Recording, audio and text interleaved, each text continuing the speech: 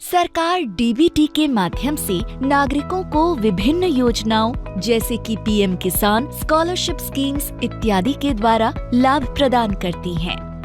ये लाभ आधार payment bridge के माध्यम से बेहतर, सरल और सुगम ढंग से कुशलता पूर्वक प्रदान किया जाता है। आधार पेमेंट ब्रिज के लिए लाभार्थी को अपने आधार को खाते में सीड करवाना होता है। यह वीडियो सीडिंग प्रक्रिया पर लाभार्थी के प्रश्नों पे स्पष्टता प्रदान करेगा।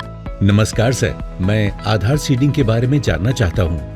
आधार सीडिंग वह प्रक्रिया है जिसके माध्यम से आधार नंबर को बैंक NPCI मैपर पर मैप करता है। बैंक द्वारा आधार सीडिंग की प्रक्रिया सफलतापूर्वक पूरी करने के बाद ही किसी खाते में आधार पेमेंट ब्रिज के माध्यम से सब्सिडी प्राप्त हो सकती है। आधार लिंकिंग और आधार सीडिंग में क्या अंतर है? आधार लिंकिंग वह प्रक्रिया है जिसमें बैंक आधार नंबर को अपने कोर बैंकिंग में बचत खाते के साथ प्रूफ ऑफ एड्रेस और पहचान के तौर पर लिंक करते हैं, जबकि आधार सीडिंग में बैंक आधार नंबर को कोर बैंकिंग सिस्टम के साथ NPCI मैपर में भी मैप करते हैं। क्या मैं अपने विभिन्न खातों को NPCI मैपर में सीड करवा सकता हूँ? नहीं, आप सिर्फ एक समय में एक ही बचत खाते को आधार से सीड करवा सकते हैं। आधार सीडिंग की रिक्वेस्ट किस किस माध्यम से कर सकते हैं?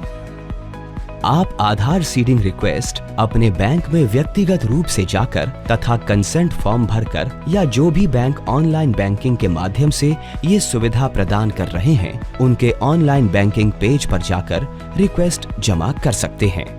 क्या आप मुझे रिक्वेस्ट जमा करने की पूरी प्रक्रिया बताएंगे? सबसे पहले आप आधार सीडिंग कंसेंट फॉर्म भरें और हस्ताक्षर करके ब्रांच में जमा करें। KYC सही होने के बाद बैंक अपने कोर बैंकिंग सिस्टम में आधार लिंकिंग करता है और उसके बाद NPCI मैपर पर अपडेट करता है। अगर मेरा आधार पहले से किसी बैंक में सीडेड है और मैं दूसरे बैंक में सीडिंग करवाना चाहता हूँ, तब भी यही प्रक्रिया रहेगी? हाँ, प्रक्रिया यही रहेगी। सिर्फ आपको अपने पुराने बैंक का नाम कंसेंट फॉर्म में भरना होगा जहाँ पर आपका आधार पहले से सीडेड है। बिना पुराने बैंक का नाम बताए हुए नए बैंक में सीडिंग संभव नहीं है। मुझे कैसे पता चलेगा कि मेरा आधार वर्तमान में किस बैंक के साथ सीडेड है? इसके लिए आपको NPCI की वेबसाइट पर बेस प्लेटफॉर्म में या UIDAI की वेबसाइट में सीडिंग स्टेटस चेक करना होगा। लाभार्थी NPCI की वेबसाइट पे जाकर कंज्यूमर टैब पे क्लिक करें, बेस सेलेक्ट करें, आधार नंबर एंड कैप्चा एंटर करें और अपने रजिस्टर्ड आधार मोबाइल नंबर पे प्राप्त OTP को जमा कर अपना आधार सीडिंग स्टेटस चेक करें। लाभार्थी UIDAI की वेबसाइट पे भी आधार सीडिंग स्टेटस चेक कर सकता है। पसंदीदा भाषा चुनें, माय आधार टैब पर जाएं और आधार सर्विस मेन्यू में जाकर बैंक सीडिंग स्टेटस ऑप्शन चुनें। आधार नंबर एंड कैप्चा एंटर करें और अपने मोबाइल नंबर पे प्राप्त OTP को जमा कर अपना आधार सीडिंग स्टेटस चेक करें। ग्राहक को कैसे पता चलेगा कि सीडिंग सफल हुआ है कि नहीं?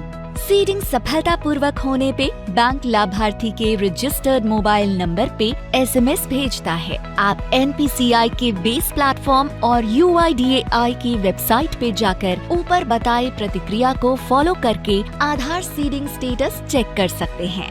मैंने ब्रांच में सीडिंग रिक्वेस्ट जमा किया था, फिर भी मेरा सीडिंग नहीं हुआ है।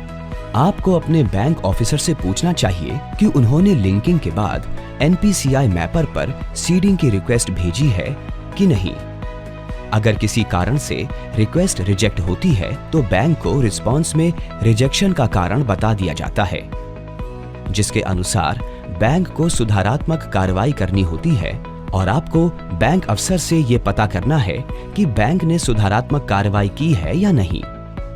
पूरी जानकारी के लिए धन्यवाद सर। अब मैं आपके बैंक के साथ अपना सीडिंग प्रक्रिया करवा रहा हूँ और सीडिंग के सफलतापूर्वक होने की प्रतीक्षा कर रहा हूँ।